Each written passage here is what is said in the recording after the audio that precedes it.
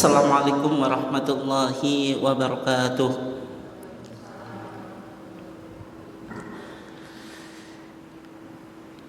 Alhamdulillahi wahdah, wassalatu wassalamu ala man la nabiyya ba'dah.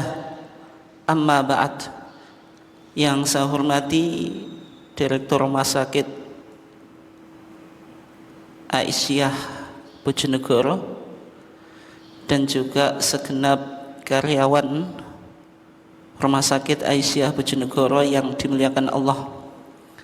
Alhamdulillah, pada pagi yang cerah ini kita masih diberikan oleh Allah Subhanahu wa taala berbagai macam kenikmatan, salah satunya nikmat yang berupa kesehatan dan juga kesempatan sehingga kita bisa meluangkan waktu kita untuk thalabul ilmi, untuk belajar bersama-sama melalui kajian pada pagi yang cerah ini. Salawat dan salam semoga tetap terlimpahkan kepada Nabiullah Muhammad SAW, keluarganya, sahabatnya, dan seluruh orang yang mengikuti sunnahnya sampai hari kiamat. Bapak dan ibu sekalian yang dimuliakan Allah, karena kita di bulan Sya'ban, ada permasalahan yang penting untuk kita ilmui yang berkaitan dengan qadha usyam, yang berkaitan dengan qadha puasa. Kenapa kok ini penting untuk kita kaji? Karena bulan Sya'ban itu dikatakan oleh Rasulullah, yaghfilun nasu anhu, kebanyakan manusia itu lalai di dalam bulan Sya'ban, baina Rajab wa Ramadan, yang mana bulan Sya'ban itu antara bulan Rajab dan bulan apa? Ramadan. Sehingga bulan Sya'ban itu satu bulan sebelum datangnya Ramadan yang baru. Di antara hal yang penting untuk kita pahami berkaitan dengan qadha puasa, apalagi bagi kita ini, terutama ibu-ibu Bu ya, yang secara umum wanita itu ketika bulan Ramadan kedatangan haid dan menstruasi. Lah itu mengqadhanya kapan? Mengqadhanya ya faidatun min ayyamin ukhar, di hari-hari selain bulan Ramadan.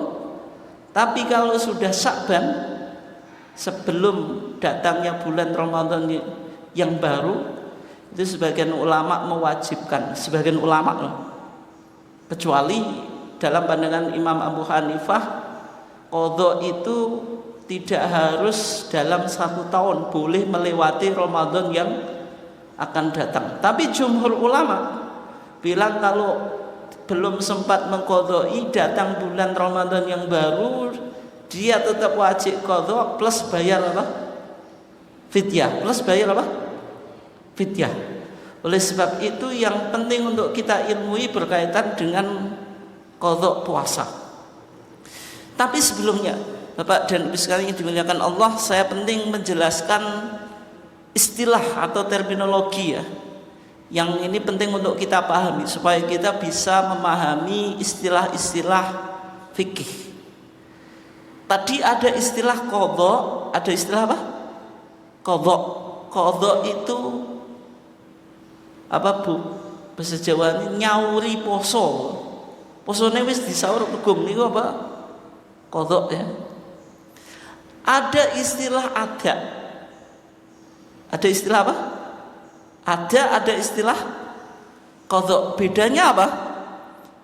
Kalau qadha itu melakukan ibadah di luar waktunya.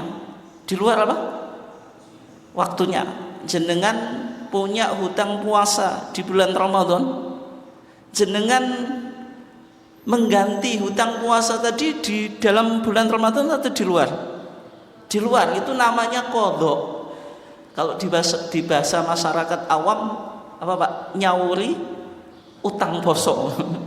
Maksudnya apa? Melakukan ibadah di luar waktunya. Sebenarnya waktunya sudah lewat karena ada punya udzur, punya alasan dia tidak melakukan, dilakukan di luar waktunya. Itu namanya apa? Qadha. Yang pertama ada, yang kedua ada. Ada itu melakukan ibadah di dalam waktunya. Di dalam apa? Waktunya. Makanya bagi mereka yang melafadzkan niat, Pak, dalam sholat ya, sebagaimana mazhab Syafi'i itu, nanti kita misalnya mau sholat apa? Zuhur, niatnya apa? Usolli fardhu dhuhri arba'a raka'atin mustaqbilal kiblati adaan. Kenapa kok adaan? Karena kita melakukan sholatnya di dalam waktunya. Di dalam apa? Waktunya. Berarti kalau ada itu melakukan ibadah di dalam waktunya. Berarti kalau jenengan melakukan puasa di bulan Ramadan itu namanya ada. Namanya apa, Bu? Ada. Itu melakukan ibadah di dalam waktunya. Tapi kalau jenengan punya hutang puasa, nanti mengganti puasa yang ditinggalkan, itu berarti sudah di luar waktunya. Namanya apa? Qadha. Bisa dipahami ya? Antara ada dengan qadha. Kemudian ada istilah yang ketiga, namanya i'adah. Namanya apa? I'adah. I'adah itu mengulangi ibadah di dalam waktunya. Ibadah itu kan seharusnya dilakukan apa? Satu kali. Jenengan sholat duhur berapa kali? Sekali. Tapi karena ada suatu hal dia mengulangi. Alasan mengulanginya apa? Karena mungkin kurang syarat dan rukunnya. Jenengan sholat Allahu Akbar, sudah salam, tuh saya tadi sholat kok belum ngambil wudhu. Yang jenengan lakukan apa? Mengulangi masih di dalam waktunya atau enggak? Masih. Itu namanya i'adah. Namanya apa? I'adah. Bisa dipahami ya? Contoh yang lain. Jenengan sholat duhur misalnya sendirian, nunggu jamaah kok nggak ada ya, padahal sudah masuk waktu duhur. Yang jenengan lakukan apa? Sholat duhur sendirian. Setelah itu orang-orang pada datang, mereka mau sholat apa? Berjamaah. Yang demikian itu jenengan disunahkan loh, tapi tidak wajib untuk i'adah mengikuti sholat berjamaah duhur. Meskipun kalau jenengan nggak mau ya nggak apa-apa, itu namanya sunnah. Tapi dianjurkan boleh mengulangi sholat apa? Duhurnya, karena yang awal sholatnya sendirian. Bisa dipahami ya? Oke. Berarti ada istilah qadha. Kalau qadha apa tadi? Melakukan ibadah di luar waktunya. Ada melakukan ibadah di dalam waktunya. I'adah mengulangi ibadah masih ada di dalam waktunya. Lah yang kita bahas Bapak dan Ibu sekalian yang dimuliakan Allah, orang yang wajib mengqadha puasa itu siapa saja? Siapa, Bu? Jawab, Bu. Orang yang wajib mengqadha puasa, yang punya hutang puasa, itu jawabannya yang paling betul. Tapi secara spesifik apa? Orang yang wajib mengqadha puasa yang pertama, jangan dengerin, Bu, wanita haid dan wanita haid dan nifas. Jadi wanita haid dan nifas ketika bulan Ramadan itu haram berpuasa. Apa, Bu? Haram berpuasa. Berarti wajib membatalkan puasanya. Enggak boleh, oh saya wanita yang sholihah meskipun haid di bulan Ramadan tetap puasa. Ya puasanya tidak sah karena haid itu manik. Manik itu apa? Sesuatu yang menghalangi sahnya ibadah. Jangan catat ya. Hati haid nifas itu bukan rukhsah. Rukhsah itu boleh diambil, boleh tidak. Ini kadang salah kaprah di masyarakat. Wanita haid dapat rukhsah. Rukhsah itu boleh diambil, boleh tidak. Berarti kalau jenengan katakan dapat rukhsah, boleh puasa, boleh tidak. Kayak bepergian sakit apa Pak? Rukhsah boleh diambil, boleh tidak. Jenengan bepergian pada siang bulan Ramadan, maka boleh tetap puasa, boleh berbuka, itu namanya rukhsah. Tapi haid dan nifas rukhsah atau enggak Bu? Enggak. Kalau jenengan pahami rukhsah berarti boleh diambil, boleh enggak. Berarti jenengan saya haid karena saya wanita soleha kok tetap puasa. Sah atau enggak? Tidak sah. Karena haid dan nifas itu manik istilahnya. Manik itu apa? Penghalang. Maksudnya sesuatu yang menghalangi sahnya ibadah puasa. Karena syarat puasa bagi wanita itu antakuna kholiyatan minal mawani. Dia tidak boleh ada sesuatu yang mencegah sahnya puasa. Karena wanita yang puasa itu harus suci, tidak boleh dalam keadaan apa? Haid. Berarti kesimpulannya apa Bu? Wanita yang haid haram berpuasa, tapi wajib apa? Wajib qadha. Dasarnya apa? Dasarnya hadis Aisyah. Hadis siapa Bu? Aisyah. Kenapa kok Aisyah terus Bu?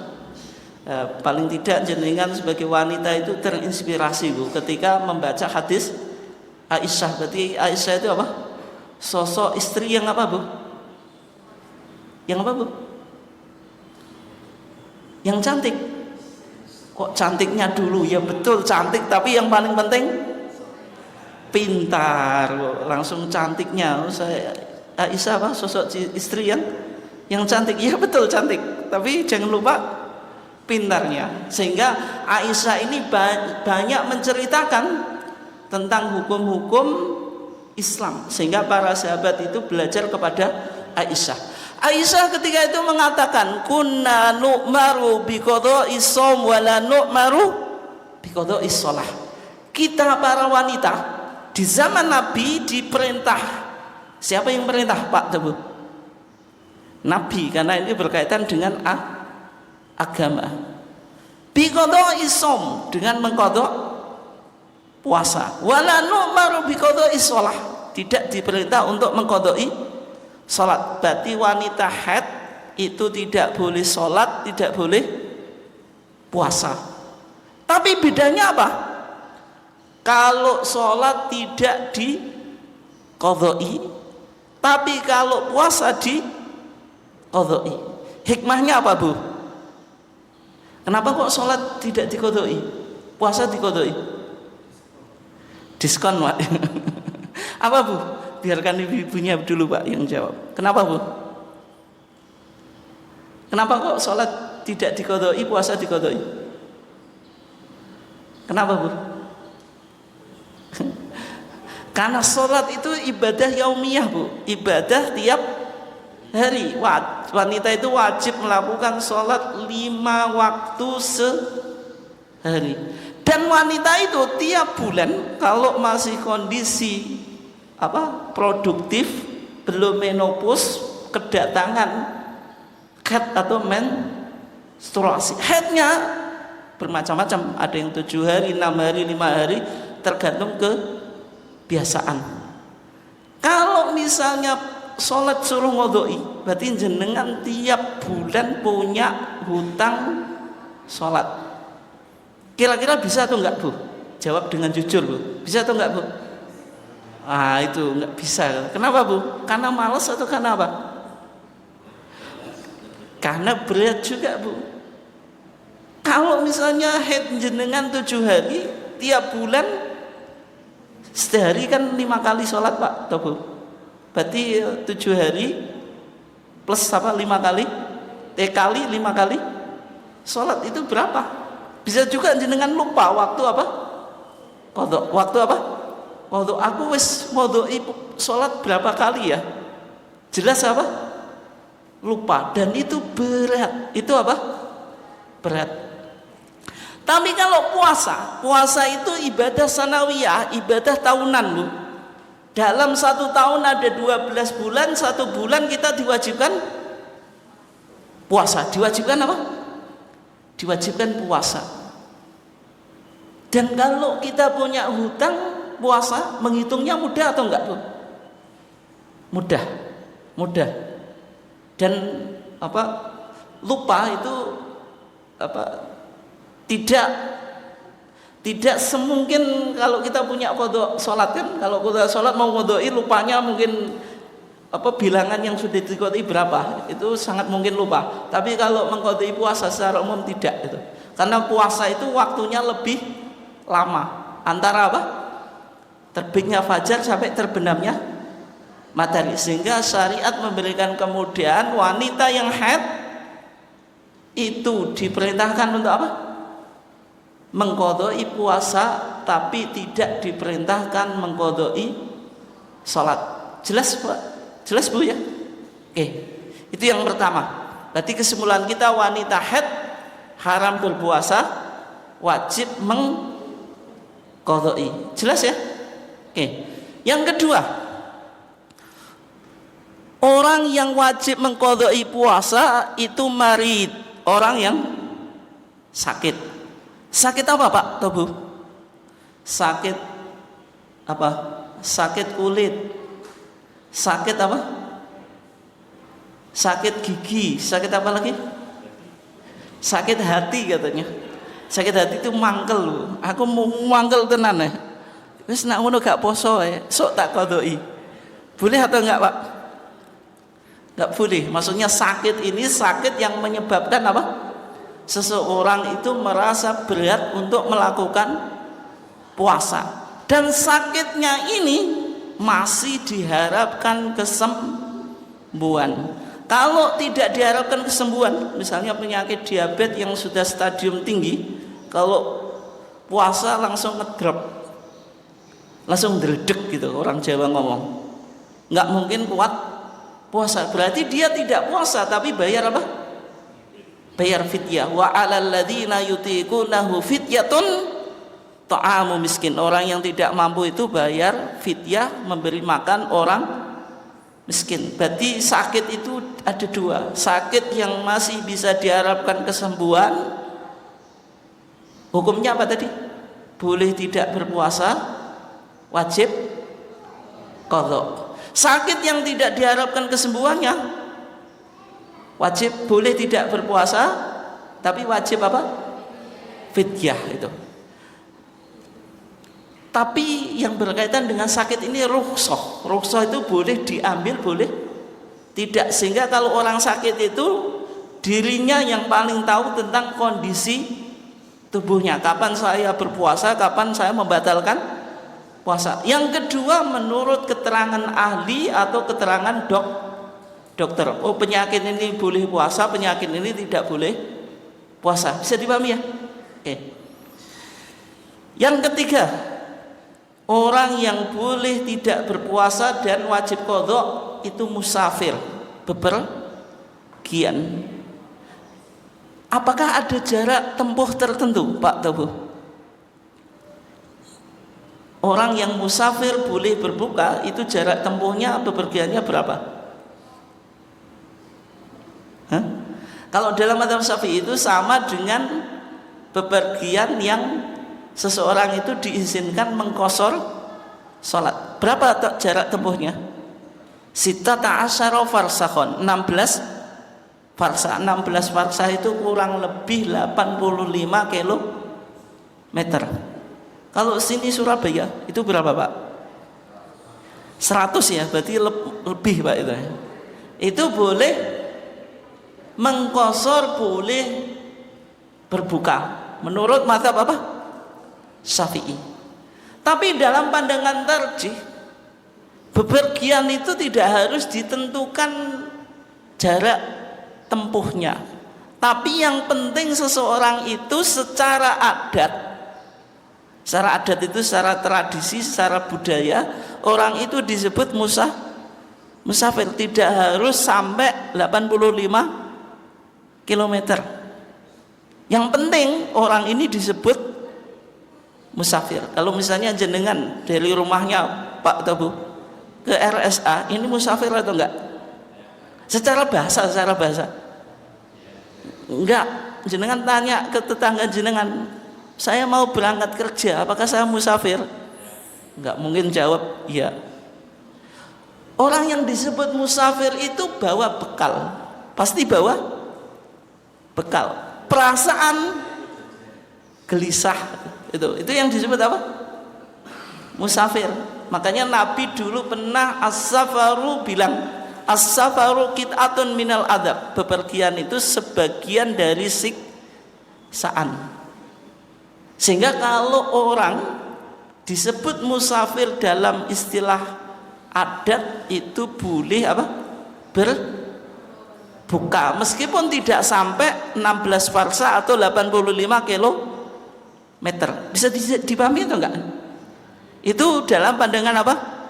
Tarjih, karena tidak ada dalil yang khusus yang menjelaskan berapa jarak tempuh perjalanan. Sekarang Pak Tobo, dalam konteks modern, bepergian itu menyusahkan atau menyenangkan Bu Pak Tobo? Menyenangkan. Healing kan gitu. Rata-rata jenengan menikmati apa? Bepergian. Kemudian kemajuan zaman, orang melakukan perjalanan itu sudah nyaman, naik bis, naik mobil, naik kereta api, naik pesawat, ada AC-nya. Menyebabkan kelelahan atau tidak? Tidak. Tapi di zaman Nabi naik onta Pak. Naik onta ya di bawah terik matahari dan seterusnya, menempuh perjalanan di padang pasir sehingga sangat melelahkan. Jenengan waktu bulan Ramadan bepergian ke Surabaya, itu lelah atau enggak Pak? Lelah Pak. Naik apa dulu Pak? Kalau naik motor mungkin lelah. Ya kalau naik mobil, naik bis, lelah atau enggak? Lelah atau enggak? Ya tergantung kondisi fisik Pak, tergantung kondisi fisik. Artinya kalau jenengan sampai Surabaya, boleh tidak berpuasa atau enggak Pak? Boleh ya, meskipun menikmati perjalanan ya. Rombongan naik mobil pakai AC sampai Surabaya ya masih fresh Pak. Nabi disebut musafir atau enggak? Musafir, berarti boleh tidak berpuasa Pak? Boleh. Oh, alasannya enggak puasa ya. Yang semacam itu karena masih disebut musafir, karena Al-Quran bilang faman kana minkum maridun aw ala safarin fa iddatun apa? Min ayamin ukhor. Orang itu masih disebut ala safarin meskipun kondisi fisiknya masih fresh, tidak lelah. Ia boleh berbuka Pak. Boleh apa? Berbuka karena masih disebut musafir. Tapi memunculkan pertanyaan berikutnya Pak, kondisi bepergian zaman sekarang yang nyaman, meskipun tadi di Surabaya disebut musafir, itu lebih baik puasa atau berbuka Pak? Kenapa puasa Pak? Kenapa puasa Pak? Alasannya kenapa? Kondisi masih fresh. Ya, itu satu alasan. Kedua, Bapak, apa Bu? Coba dibantu mikir Bu. Apa Bu? Lihat sini Bu, nggak usah lihat HP-nya. Nanti kalau sudah saya rekam, saya upload di YouTube, boleh dilihat. Sekarang hadap sini. Kalau orang safar ke Surabaya Bu, lebih baik buka atau puasa? Kenapa Bu lebih baik puasa? Itu sudah dijawab bapaknya tadi, karena agak lelah. Alasan yang lain. Hah? Kenapa lebih baik puasa? Yang pertama, puasa di bulan Ramadan dengan mengqodoi berat mana Pak atau Bu? Berat qodho. Kenapa Bu? Ya karena kalau bulan Ramadan itu kita semuanya puasa. Jenengan keluar nggak ngelihat orang makan di jalan, meskipun kadang ada ya warung kakinya saja kelihatan, atasnya tidak. Itu kenapa Pak Tebu? Kok kakinya saja yang kelihatan? Karena yang dikasih apa Pak? Kasih banner itu memang yang ke atas ya, karena yang makan itu kaki ke atas, kaki kelihatan nggak apa-apa gitu. Jadi kalau kita puasa di bulan Ramadan itu lebih mudah. Kenapa? Karena mayoritas orang puasa. Tapi kalau kita qadha, kita sendiri yang puasa, orang lain pada makan, sehingga qadha itu lebih berat daripada puasa. Betul atau enggak, Bu? Betul. Yang kedua, kalau kita puasa di bulan Ramadan dengan qadha di luar bulan Ramadan, fadilahnya lebih baik mana? Lebih banyak mana? Lebih banyak puasa di bulan Ramadan. Kenapa? Karena berkaitan dengan kemuliaan bulan. Suatu ibadah yang dilakukan di bulan yang mulia, maka nilainya lebih banyak daripada di bulan yang tidak mulia. Bisa dipahami Pak Teman? Sehingga orang sakit dan bepergian itu dasarnya apa? Faman kana minkum maridun aw ala safarin fa iddatun min ayyamin ukhra. Barang siapa di antara kamu sakit atau dalam bepergian, maka iddahnya di hari-hari yang lain. Bisa dipahami Pak Teguh? Bisa ya? Oke. Sekarang pertanyaannya, qadha di bulan Sya'ban boleh atau enggak, Bu? Sya'ban itu bulan sekarang. Jenengan mengakhirkan qadha di bulan Sya'ban. Sya'ban itu kan 1 bulan sebelum Ramadan. Itu sudah injury time, yaitu bulan yang mendekati deadline. Boleh atau enggak, Bu? Boleh. Kenapa Pak boleh? Iya, karena apa? Utang itu enaknya dibayar cepat atau dibayar belakangan, Pak?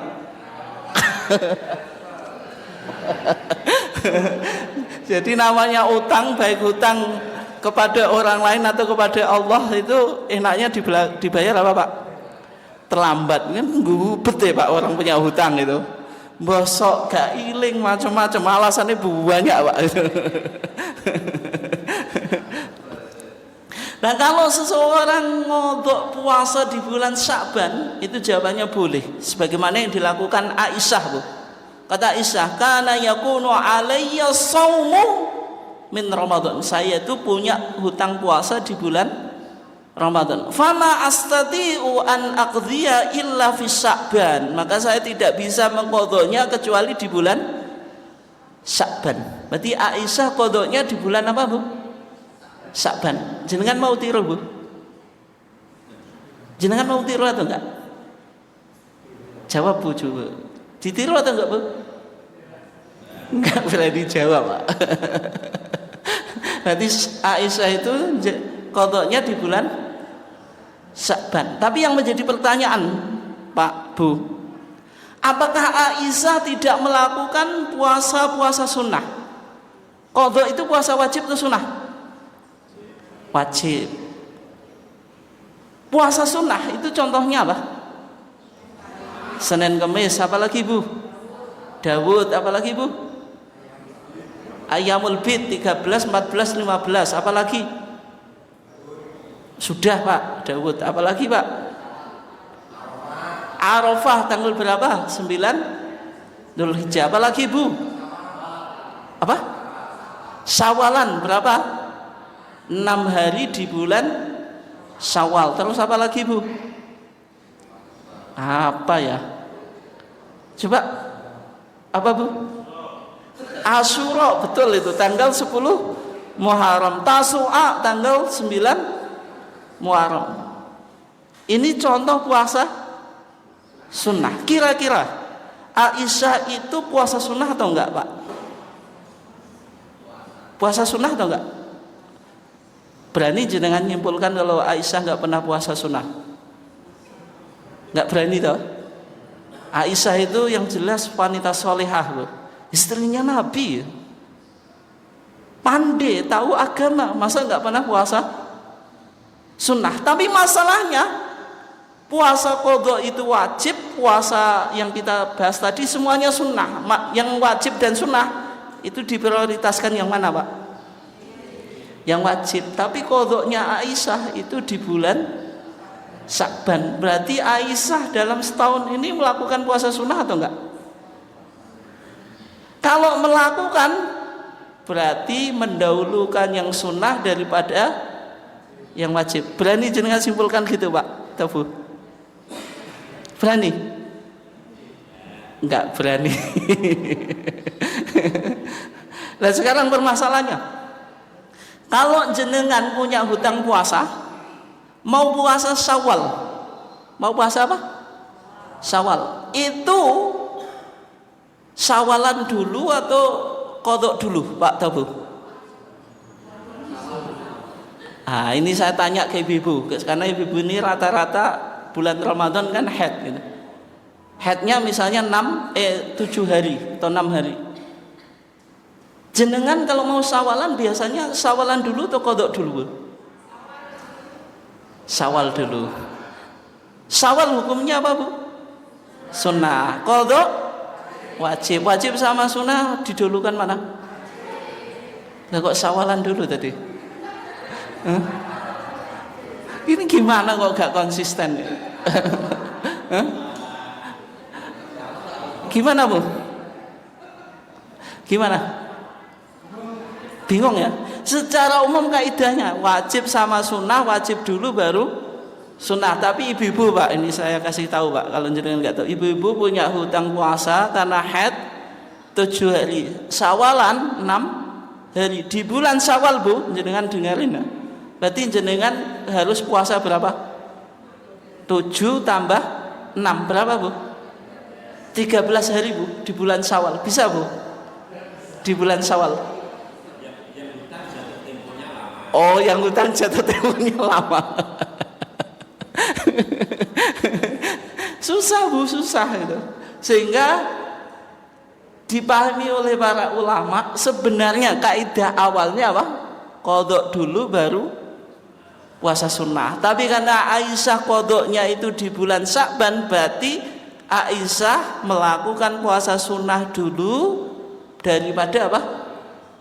Puasa qadha. Di samping itu tadi, kalau qadha itu jatuh temponya panjang, hitungannya setahun. Tapi kalau sunnah itu jatuh temponya dekat. Syawal ya harus deadline-nya pasca Syawal sudah tidak boleh. Arafah harus tanggal 9 Dzulhijjah, nggak boleh tanggal 10 Dzulhijjah. Itu malah haram karena apa? Idul Adha. Bisa dipahami ya? Oke, berarti boleh meskipun sebaiknya Bu kalau bisa, tapi kalau nggak bisa nggak usah dipaksa ya. Qadha dulu baru Syawalan, qadha dulu baru Syawalan. Itu kalau jenengan bisa, tapi kalau nggak bisa nggak usah dipaksa. Berarti apa? Syawalan dulu. Bisa dipahami ya? Soalnya puasa Syawal itu berat Bu. Kenapa? Jajan si akeh ya Bu. Jenengan setengah bulan apa puasa itu godaannya berat itu, sehingga kalau nggak bisa ya boleh Syawalan dulu baru qadhanya menyusul. Bisa dipahami ya? Oke, berikutnya ketentuan orang yang mengqadha puasa. Ada beberapa ketentuan. Yang pertama berkaitan dengan niat. Dengan apa? Niat. Puasa qadha itu wajib atau sunnah? Wajib. Nah sekarang niat dalam puasa wajib dan puasa sunnah itu tempatnya sama atau berbeda? Niat. Kalau puasa wajib itu niatnya harus sudah ditetapkan sebelum fajar. Minimal jenengan sudah punya kerentek. Niat itu kan iradah, keinginan, tidak harus diucapkan ya. Nawaitu shauma ghadin an adai fardhi syahri, tidak harus semacam itu. Yang penting apa? Punya kehendak, punya kerentek dalam hati besok puasa. Karena Nabi bersabda, malam yubayyitis siyama qabla al-fajri fala siyamalah. Siapa yang belum menetapkan puasa sebelum fajar, maka dia tidak dianggap berpuasa. Fala siyama lahu. Berarti kalau puasa wajib niatnya harus ditetapkan sebelum apa? Terbitnya fajar shadiq. Tapi kalau puasa sunnah boleh atau enggak? Ditetapkan sebelum apa Pak? Sesudah terbitnya fajar. Misalnya jenengan Pak pagi-pagi masuk dapur gitu, kamar makan, cari sarapan, istri belum masak, terus jenengan wis gak apa-apa Dik, nak ngono aku poso. Kados niku Pak, nggih napa mboten? Enggak marah itu, langsung direspon dengan positif Pak. Oh kalau nggak ada yang dimakan ya sudah, ibu-ibu ini males masak pagi-pagi Bu ya, nggak bikin sarapan pagi-pagi itu. Bapaknya masuk tanya ada yang dimakan, nggak ada, ya sudah kalau gitu saya warung ya Pak. Warung atau kalau warung masih makan, kalau gitu saya puasa saja Dik gitu. Gitu atau enggak Pak? Iya Pak? Enggak ya. Enggak pernah ya. Paling kalau masuk dapur nggak ketemu sarapan, tetap ambil piring atau enggak Pak? Tetap ya, piring diambil terus dibanting saja. Enggak ini canda saja Pak, itu enggak baik Pak. Oke. Tapi yang dilakukan oleh Rasulullah ketika suatu saat Rasulullah masuk ke rumahnya Aisyah, bertanya, hal indakum syai', wahai Aisyah apakah ada sesuatu yang dimakan? Aisyah menjawab, qulna la ya Rasulullah. Saya jawab, tidak ada yang dimakan Rasulullah. Wahai Rasulullah. Rasulullah bilang apa? Fa inni idzan shaimun, kalau gitu saya puasa. Itu Rasulullah Pak. Pagi-pagi nyari sarapan nggak ketemu, puasa apa? Sunnah. Artinya Rasulullah baru menetapkan puasa sunnah setelah apa? Terbitnya fajar. Bisa dipahami Pak? Karena ini puasa apa?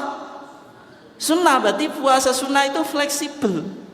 Kalau jenengan bisa mempraktikkan ini Pak Tabu, ibadah itu sangat mudah. Tapi ini juga susah Pak. Nggak ada yang dimakan, puasa. Kalau ada dimakan, ya sudah makan. Tapi ini nggak mudah. Ya, itu yang berkaitan dengan apa? Niat. Berarti kalau puasa qadha karena dia wajib, niatnya harus sebelum fajar. Tapi kalau jenengan melakukan puasa sunnah fleksibel, niatnya boleh apa? Setelah fajar. Selama jenengan apa? Belum melakukan hal-hal yang membatalkan puasa. Misalnya pagi-pagi sudah ngopi Pak, makan gethuk. Oh iya, nak ngono aku tak poso wae ya. Enggak boleh Pak, enggak boleh, sudah batal itu. Berarti syaratnya apa? Harus apa? Tidak melakukan hal-hal yang bisa membatalkan puasa. Itu yang berkaitan dengan niat. Yang kedua, kalau puasa qadha boleh dibatalkan atau tidak? Boleh atau enggak Pak Tabu? Jenengan niat puasa qadha, paginya temannya lagi syukuran, diundang tetangganya bancaan 10 ngaron oh, kabuli Pak pitik mayor. Boleh dibatalkan atau enggak?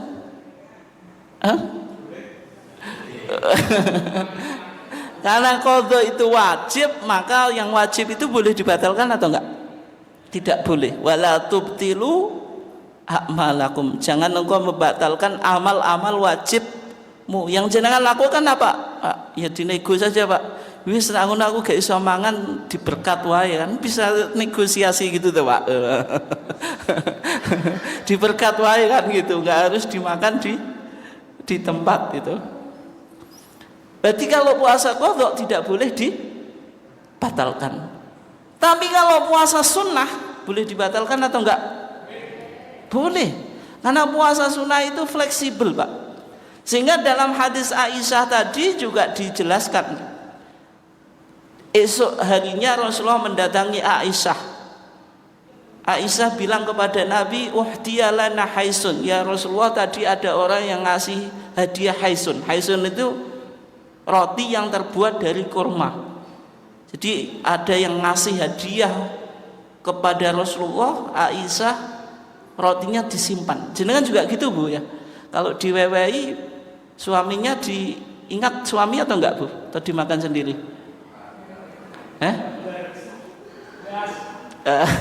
Katanya bapaknya dihabiskan semuanya itu, suami nggak disisain itu. Tapi Aisyah Bu itu sosok istri yang loyal. Ada makanan ya ingat suami, ada makanan ada Bu, apa Bu? Ingat suami. Catat Bu, jenengan ada makanan ingat suami atau enggak? Atau kadang ingat kadang enggak ya, tergantung makanannya ya. Tapi kalau Aisyah ada makanan ingat suami, sehingga Aisyah menyimpan roti itu. Ketika Rasulullah datang dikasih tahu, kata Rasulullah, coba tunjukkan pada saya roti hais. Setelah itu Rasulullah makan. Setelah makan Rasulullah bersabda berkata falaqad asbahtu shaiman. Sebenarnya saya tadi sudah menetapkan niat puasa, tapi puasa apa? Sunnah. Sehingga puasa sunnah itu boleh dibatalkan sewaktu-waktu. Contohnya apa? Ya, contohnya jenengan diundang walimah itu Pak. Dalam Alfiyah Zubat dikatakan, wa in arada man da'ahu ya'kulu fafitruhu min naflihi afdalu. Kalau jenengan diundang walimah, orang yang mengundang itu meminta jenengan untuk mencicipi makanannya, jenengan sedang waktu itu puasa sunnah, maka sebagai bentuk penghormatan pada sahibul hajah, maka jenengan apa? Boleh membatalkan puasa. Sehingga ibadah sunnah itu lebih fleksibel. Tapi muncul pertanyaan Pak, orang semacam itu apakah bisa dikatakan mementingkan makan daripada ibadah? Wong kok menting mangan timbang ibadah, boleh atau tidak Pak? Tidak bisa Pak. Kenapa? Karena itu ibadah sunnah. Meskipun jenengan ya tergantung kondisi Pak. Kalau jenengan nggak makan, yang punya hajat tidak tersinggung, bisa dibontot, ya nggak apa-apa kan itu. Nggak apa-apa, misalnya jenengan tetap puasa misalnya. Tapi kalau memaksa harus dimakan sebagai penghormatan, ya boleh dibatalkan. Kenapa? Karena ibadah sunnah itu lebih luas, lebih mudah daripada yang wajib. Jenengan misalnya di masjid ini qobliyan dulu sebelum sholat wajib, muadzin langsung mengumandangkan apa? Qomat. Jenengan baru takbir, belum dapat 1 rakaat, atau 1 rakaat belum dapat 2 rakaat, tapi qomat sudah diserukan. Yang jenengan lakukan tetap melanjutkan sholat sunnah atau boleh membatalkan? Boleh membatalkan. Dan Rasulullah bersabda, idza uqimatis sholatu fala sholata illa maktubah. Kalau qomat itu sudah dikumandangkan, tidak ada sholat kecuali yang wajib. Berarti orang yang semacam itu Pak Bu, boleh membatalkan sholat sunnah. Jangan sampai jenengan mementingkan yang sunnah, yang sholat jamaahnya malah tertinggal. Itu nggak boleh. Karena apa? Sunnah itu lebih mudah, lebih luas, lebih simpel daripada yang wajib gitu. Kemudian yang ketiga, ini yang terakhir ya, puasa qadha itu apakah ada anjuran seorang istri meminta izin pada suami Bu? Kalau jenengan puasa Ramadan izin pada suami atau enggak Bu? Enggak. Kenapa enggak izin Bu? Kenapa Bu? Kenapa puasa Ramadan enggak izin suami? Lah ini jawabannya podo-podo poso kok izin.